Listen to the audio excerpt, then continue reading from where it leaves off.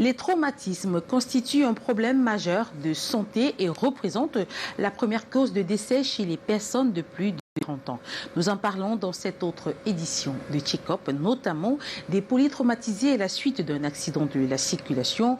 Comment les prendre en charge pour éviter la mort? Pour vous édifier, un médecin, anesthésiste réanimateur. Installez-vous confortablement. Je vous retrouve juste après cette transition pour la suite.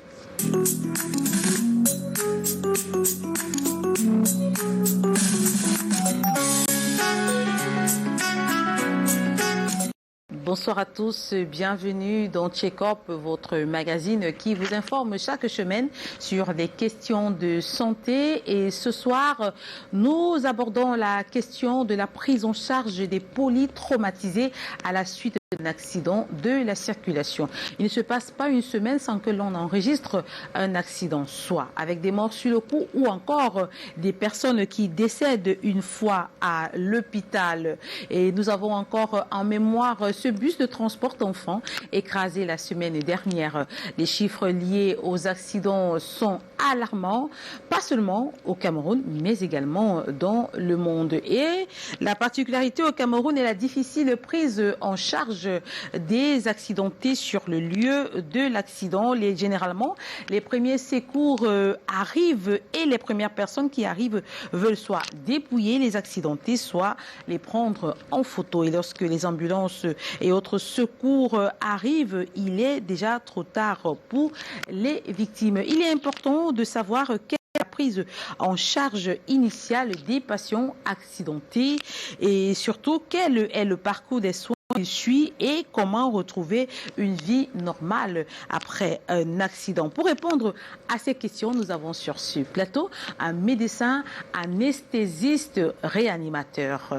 Bonsoir, docteur Jean-Paul Sanjon. Bonsoir. Et bienvenue sur ce plateau. C'est un plaisir pour moi de partager, d'échanger sur ce grand sujet, parce que c'est toujours un sujet d'actualité.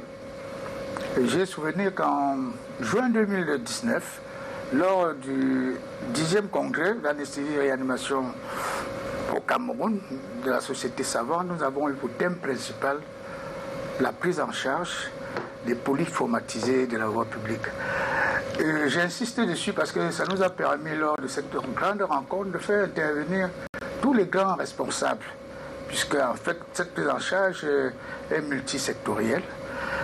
C'est-à-dire quoi? Il y a beaucoup de corps de l'État qui sont supposés apporter leur contribution dans la gestion de ces polytraumatisés de la voie publique.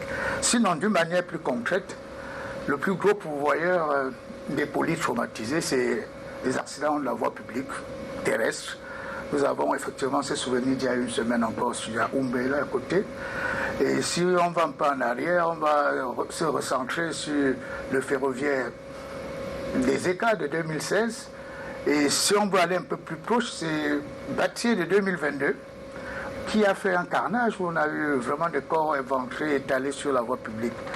Avant d'aller vraiment dans le vif du sujet, j'aimerais rappeler à nos concitoyens que la prise en charge de ces malades est encadrée aussi même par la loi. C'est-à-dire que le premier qui passe sur la voie découvre un accidenté de la voie publique, la loi l'oblige non seulement d'apporter une assistance en personne en danger, sinon vous tombez sur le code pénal de pénalité. Alors, vous parlez d'assistance de personnes en danger. Docteur, dites-nous, quels sont les premiers gestes à appliquer lorsqu'on arrive sur un lieu d'accident? Effectivement, si vous arrivez sur un lieu d'accident, c'est d'abord le premier geste à faire à côté, c'est d'identifier d'abord le site même de l'accident. Je vous donne un seul petit exemple, c'est peut-être deux voitures qui sont entrées en collision. Et il y a même un risque, je vous dis, d'explosion des voitures. Donc il faut d'abord même se protéger soi-même. C'est pour ça qu'on va définir très rarement le périmètre de sécurité. Le périmètre de sécurité, en fait, c'est comme dans la découverte des assassinats. C'est la zone contrôlée qui circonscrit le site d'accident. Et maintenant, qu'est-ce que vous faites? Vous devez alors vous porter, si vous êtes quand même toute la conviction qu'il n'y a rien qui puisse mettre aussi en danger votre vie, vous allez essayer de vous approcher des victimes et très rapidement, vous essayez de regarder ceux pour lesquels vraiment il y a une nécessité impérieuse de faire les premiers gestes sur place. On dit premier geste sur place, c'est quoi? Regardez, est-ce qu'il respire quand même encore? Est-ce qu'il est conscient? Est-ce que j'ai besoin de le mettre dans une position de sécurité? Et très rapidement, vous ne pouvez pas tout faire. Vous appelez les numéros qui puissent être susceptibles de vous apporter. Les numéros d'urgence, ça peut être les sapeurs-pompiers, les ambulances. Bon, la police, la gendarmerie, oui. Et puis maintenant, le SAMU a un certain degré un peu plus adapté, élaboré. Voilà les premiers gestes. C'est important, pourquoi? Parce que si même une personne saigne devant vous, vous pouvez mettre un garrot, prenez un foulard, vous arrêtez déjà les c'est une vie que vous avez protégée là.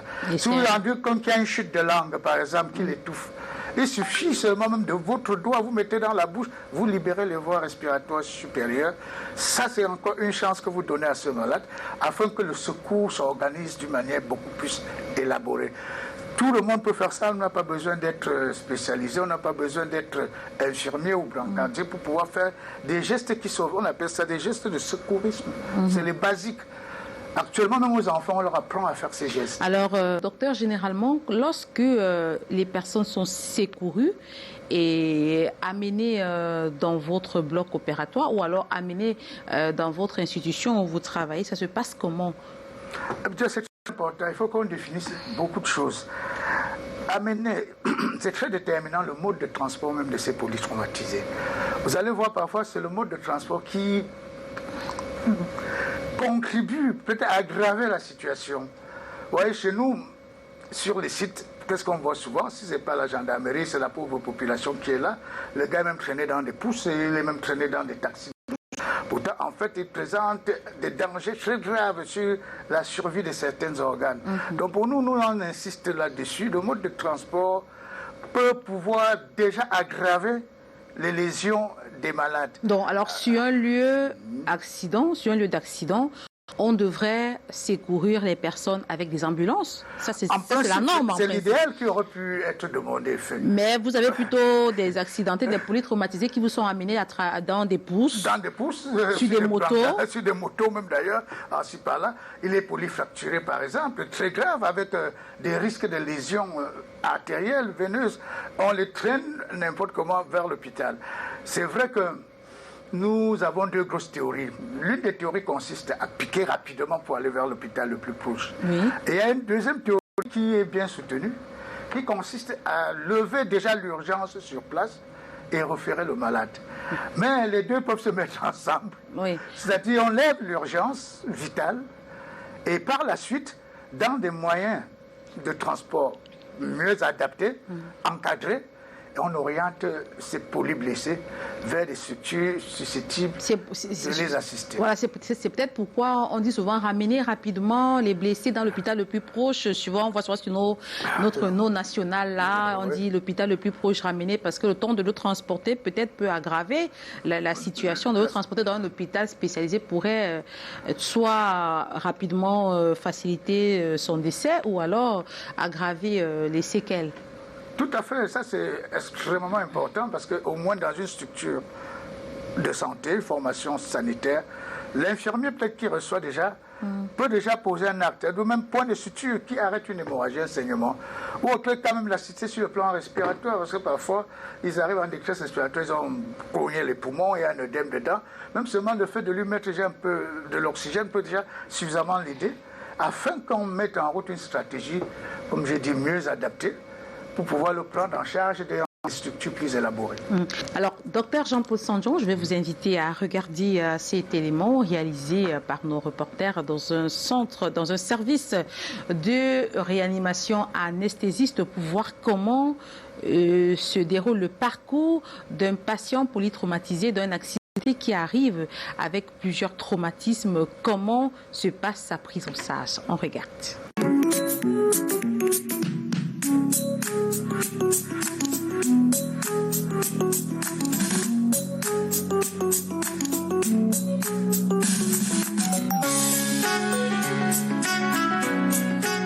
Les victimes des accidents de la route se comptent par dizaines chaque jour sur l'ensemble du territoire national. Plaies, fractures, brûlures, les séquelles physiques sur les blessés peuvent mettre en danger leur fonction vitale. Lorsque le blessé a subi plusieurs lésions au cours d'un même accident, les professionnels de santé parlent de polytraumatisé. Il faut une prise en charge rapide et de qualité.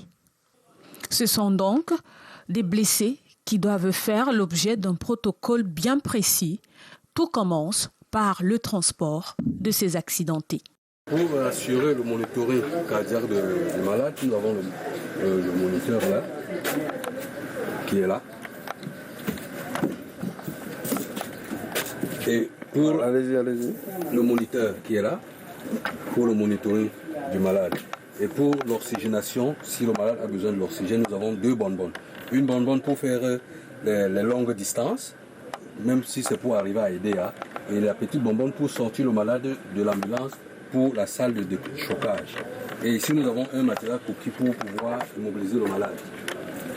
Du contenu de l'ambulance à la salle de réanimation, plusieurs équipes entraînées sont souvent mobilisées.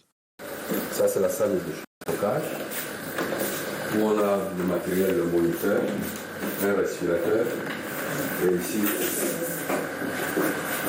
ça c'est le moniteur, pour surveiller, pour le monitoring. Ici, c'est un respirateur.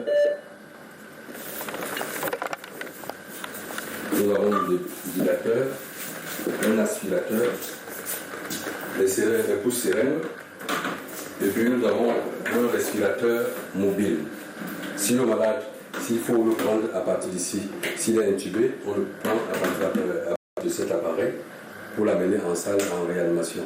Mais avant d'atteindre la réanimation, une fois que le malade est stabilisé ici, on a besoin d'une complémentarité pour les examens fonctionnels. Nous avons un respirateur. Voici. Si c'est qui a besoin d'une assistance respiratoire, on le met ici directement. Nous avons l'arrivée de l'oxygène, des laits comprimés, de l'aspirateur, et puis nous avons le monitoring. Sur les lieux des accidents, l'attente est souvent longue, de quoi aggraver les lésions. La non-maîtrise des premiers gestes de secours par les populations ne participe pas à stabiliser les blessés.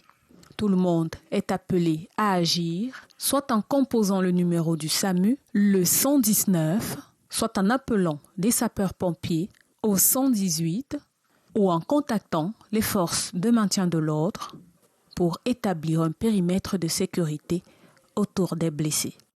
Retour sur ce plateau, docteur. On a vu que c'est dans ce centre que vous travaillez, que vous exercez au quotidien, que vous attelez à réanimer ces personnes-là qui arrivent avec plusieurs traumatismes. Alors, dites-nous, parlez-nous des grandes étapes de la prise en charge, parce qu'on a vu dans les images qu'on arrive, la réception, l'accueil, la salle de déchocage, ça se passe comment? Est-ce qu'il faut toujours faire un bilan en fait, un bilan, quand l'accidenté polytraumatisé arrive, on fait rapidement un bilan ou on fait le bilan après la prise en charge? Non, attendez, c'est très important ce que vous dites. Nous sommes déjà peut-être arrivés dans une structure élaborée. Et ce qu'il faut faire, on amène le polytrauma dans une petite unité de déchocage. Quand on dit déchocage, ça en fait en réalité, c'est déjà une unité qui nous permet de procéder à des examens cliniques. On essaie d'évaluer cliniquement déjà la suspicion des organes qui auraient pu être correctement atteints durant son accident. Et là, ça nous permet même de pouvoir non seulement faire toutes les prises de sang pour éventuellement voir les répercussions de ces organes qui ont été touchés et planifier déjà l'exploration, que ce soit échographie, radiologique, séquentielle, pour pouvoir essayer de diagnostiquer, si possible, les impacts lésionnels que présente le malade. Effectivement, ça c'est la première étape. Bon, certains arriveront peut-être inconscients, directement même dans le coma. Alors directement, le passage se fait automatiquement vers les unités de soins intensifs pour qu'on stabilise. Parce que ça c'est le véritable mot. Il faut stabiliser les fonctions importantes vitales. C'est-à-dire l'hémodynamique, c'est la circulation sanguine, la respiration, c'est la ventilation, et puis maintenant la conscience, on évalue l'impact sur la conscience de ce malade. Et quelle est la profondeur? Il est dans le coma. La profondeur de son coma, est-ce que le bilan neurologique, parce que le bilan neurologique a ceci de particulier, les lésions neurologiques sont pratiquement parfois irréversibles. Donc il faut s'assurer que nous avons fait le maximum possible une évaluation neurologique ou neurochromatologique pour pouvoir très rapidement répondre. Les autres atteintes d'organes peuvent se rattraper ultérieurement quand on a stabilisé. Mais les atteintes neurologiques sont vraiment la première urgence qu'il faut lever face à un gros polychromatisé. Alors, si je comprends bien, docteur, ça veut dire que la prise en charge varie des cas des polytraumatisés, c'est-à-dire des cas des accidentés. À chaque cas, une prise en charge particulière. Bien sûr, vous allez voir qu'en médecine, enfin tout au moins chez nous, c'est multidisciplinaire, il faut dire la vérité. Multidisciplinaire, vous avez des cas qui vous font intervenir rapidement des chirurgiens, chacun dans sa spécialité, c'est-à-dire le neurochirurgien, le chromatologue orthopédiste, le pneumologue, le réanimateur, parce qu'en fait, c'est lui qui coordonne l'équipe. Oui, le réanimateur, parce au que centre, c'est lui qui est au le réanimateur est au centre. Et il est au centre, et puis il dit j'ai besoin d'eux, j'ai besoin d'eux. Et surtout l'exploration fonctionnelle. Parce qu'en fait, il y a des choses qu'on ne voit pas des yeux. Il faut que je fasse peut-être un scanner du corps pour regarder est-ce qu'il y a eu des fractures de côte, est-ce qu'il y a eu des champs dans les poumons, est-ce qu'on est parti plus loin, l'atteinte cardiaque majeure. Oui. Ou digestive. On est là, on se sonne, on encadre. C'est très important, c'est pour ça que je dis que c'est vraiment pluridisciplinaire. Le patient arrive, on fait la prise en charge. Il peut rester combien de temps? Il lui faut combien de temps pour devenir dépendant, c'est-à-dire pouvoir respirer de lui-même, récupérer et s'en sortir? Alors là, ça dépend de la gravité de l'atteinte des organes. Je ne peux pas vous dire qu'en 2 heures de temps, il peut avoir une autonomie respiratoire. Ce n'est pas possible. Vous avez vu chez nous ce qu'on appelle les pneumothorax, c'est-à-dire qu'il y a eu des poumons qui ont été insufflés par de l'air extérieur. Oui. Il faut le drainer pour avoir les poumons qui reviennent à leur position anatomique et même fonctionnelle. Vous avez des tamponnades cardiaques, c'est-à-dire que le cœur lui-même a été embrigadé par un hématome, c'est-à-dire qu'il y a du sang qui empêche le cœur de se contracter. On peut avoir besoin maintenant même des chirurgiens cardiaques pour pouvoir lever ces hématomes. Et maintenant, alors, même ce que nous voyons classiquement, c'est les ruptures d'organes, c'est-à-dire les traumatismes thoraco-abdominal. Le thorax est visé parce que vous avez même votre airbag, et ça fait même une hyperpression à l'intérieur, vous avez des viscères, même les intestins, le côlon peut exploser. Alors, on a même des ruptures de rate. Ouais, c'est autant de choses qu'il faut vite évaluer parce que ça a un pronostic vital très important. Il faut vite faire, poser des gestes utiles afin de sauvegarder vraiment la vie de ce malade. Alors, vous avez parlé des pressions, de airbags qui font des pressions sur le thorax. Sur le thorax. Également, j'ai fait une lecture dernièrement. J'ai été un peu surprise qu'on puisse dire que la ceinture de sécurité qui est censée protéger contre les accidents de la circulation, ou alors pas peut-être protéger, mais nous atténuer la violence du choc, en fait, augmente les lésions du thorax. Oui, mais bien sûr, ça a été démontré, ça a été démontré par des essais mécaniques. Vous avez vu la ceinture, vous l'encadrez, vous la ceinturez sur le thorax. Suivant la gravité, la vitesse du choc, l'impactation du choc. Vous avez vu ce qu'on connaît en médecine, qu'on appelle coup de lapin. Vous avez vu la tête va violemment, parce qu'immobilisé par la ceinture, vous avez une section de la moelle cervicale. Et le gars se retrouve en tétraplégie, 4 membres partis. Et vous avez ce qu'on appelle aussi des pneumothorax, parce que la ceinture, avec la pression du choc, vous avez vu que le poumon est ébranlé, vous avez de l'air qui se trouve dans des espaces qui ne devaient pas être. Effectivement, nous on estime encore que la ceinture de sécurité, sur la vitesse de certains véhicules, peut être plutôt dangereux pour vous. Alors, docteur, nous nous acheminons déjà vers la fin de cet échange. Alors, dites-nous, ces personnes-là, ces polytraumatisés, après la prise en charge et qu'elles commencent à se remettre sur pied, est-ce que beaucoup gardent des lésions? Ah oui, bien sûr. Des séquelles? Il y a des séquelles, à moyen et à long terme. Réversibles ou irréversibles? Ah, certains sont irréversibles. Moi, j'ai dans mes archives des dossiers pour lesquels certains patients ont gardé non seulement une paraplégie totale, c'est-à-dire que toute la vie, il ne pourra plus marcher. Parce qu'il a eu une section de la moelle, lombaire. Il y a d'autres qui ont eu des fractures gravissimes. qui sont passés par des prothèses quand on les a opérés, ou bien quand ils n'ont pas été bien pris en charge, qui gardent vraiment des séquelles ostéo-articulaires à toute leur vie. Et c'est pour ça qu'on les évalue à moyen, à long terme. Et maintenant, alors, les séquelles neurologiques, il y en a. Vous avez fait un traumatisme crânio-cérébral très très grave. Il y a une partie du cerveau qui a été touchée, vous allez garder des séquelles. C'est pour ça qu'à un certain niveau, on parle de réparation, on parle des préjudices provoqués par l'accident et autres. Alors parlons de préjudices, parce qu'on sait quand même que ces accidents-là coûtent beaucoup à la société, non seulement à la victime, parce qu'aujourd'hui, vous êtes la victime qui garde des lésions ou des séquelles, même si elle ne garde pas, est diminuée et forcément ça aura une répercussion sur son activité. Alors parlons de ces préjudices-là. Beaucoup ne demandent pas souvent réparation. Est-ce que c'est parce qu'elles ignorent ou alors c'est parce qu'elles ne veulent pas? Non, je ne pense pas que vous pouvez avoir un malade qui préfère garder des séquelles s'il avait moyen d'obtenir mieux. En fait, je pense que beaucoup ignorent la procédure. Parce que la procédure, c'est encadré par la loi chez nous. Oui. Vous voyez, sur site même déjà, nous avons constaté que même les organismes supposés intervenir, c'est-à-dire des organismes comme les assureurs, pour lesquels les véhicules ont été assurés même les personnes à bord, ne jouent pas pleinement leur rôle.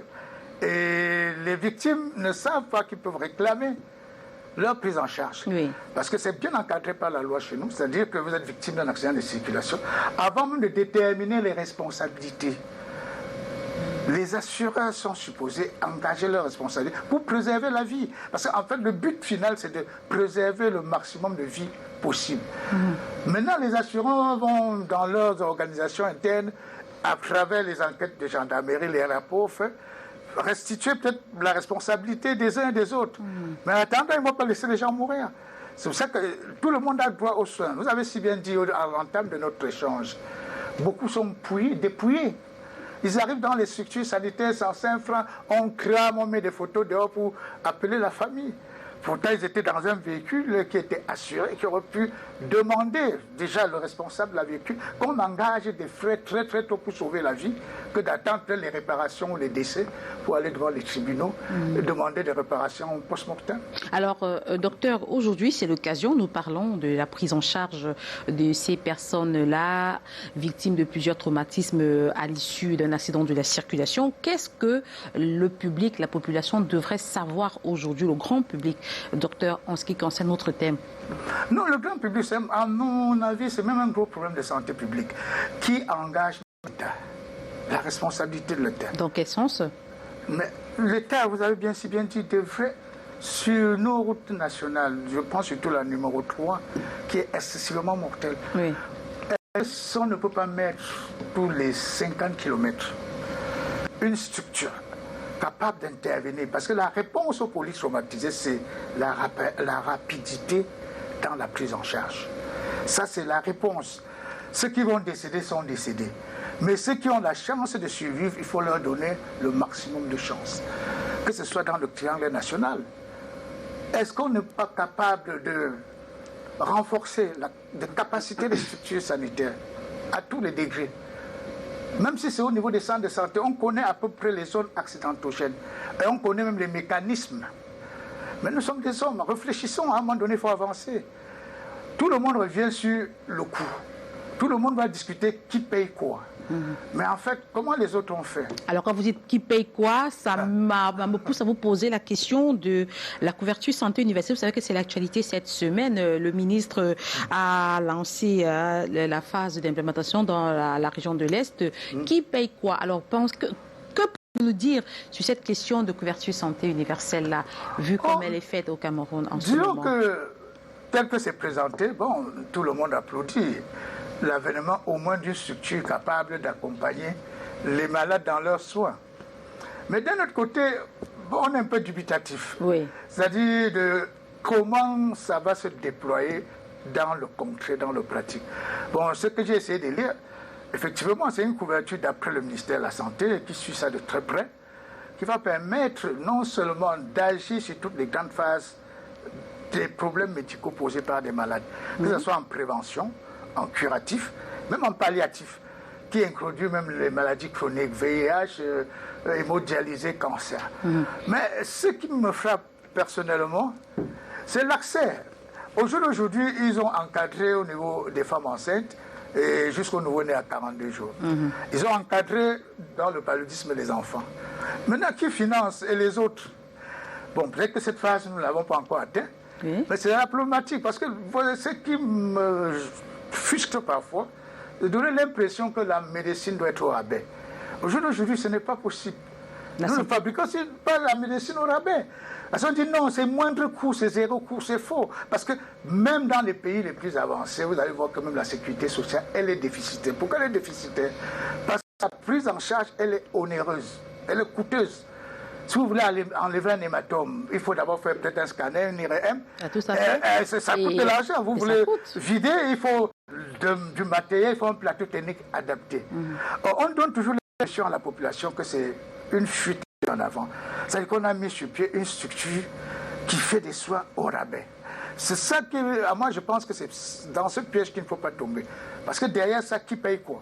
Ce qui est sûr, on va appeler la population à financer la CSU. Il faut bien que quelqu'un paye. Et ce matin, qui paye quoi? C'est ça, vous insistez bien sur la question qui paye quoi, parce qu'on voudrait bien savoir qui paye quoi. Est-ce qu'il y aura des cartes qui seront attribuées à toute la population? Quelles sont les personnes bénéficiaires? Parce qu'on sait que sur d'autres cieux, les personnes plus nantis payent pour les plus pauvres, généralement, à travers le système d'impôts et autres taxes. Mais alors, ça se passe comment? Ça va se passer comment au Cameroun? En tout cas, on dit Ouettansi, c'est pas c'est pas notre thème de ce jour. C'était une parenthèse pour parler de l'actualité. Docteur Jean-Paul Sanjon, merci d'être venu. C'est ici que s'achève cet autre numéro de qui était consacré à la prise en charge de ces personnes-là qui souffrent de plusieurs traumatismes après un accident de la circulation. Avec notre invité, un médecin anesthésiste réanimateur, nous avons pu parler des différentes étapes de la prise en charge de ces personnes-là et surtout de l'assurance aujourd'hui qui ne repart pas véritablement les préjudices de ces victimes-là. Et nous avons questionné également le rôle du SAMU dans l'intervention de ces prises en charge-là. Si vous avez d'autres préoccupations, si vous voulez nous faire part des thèmes d'émissions à aborder, n'hésitez pas, faites-les nous savoir via les adresses qui s'affichent au bas de vos écrans. N'oubliez pas qu'avec Check-up, la santé n'est plus un tabou. Quant à moi, je vous retrouve la semaine prochaine avec un autre thème. Mais en attendant, restez en compagnie des programmes du Canada International qui se poursuivent. Bonne soirée à tous.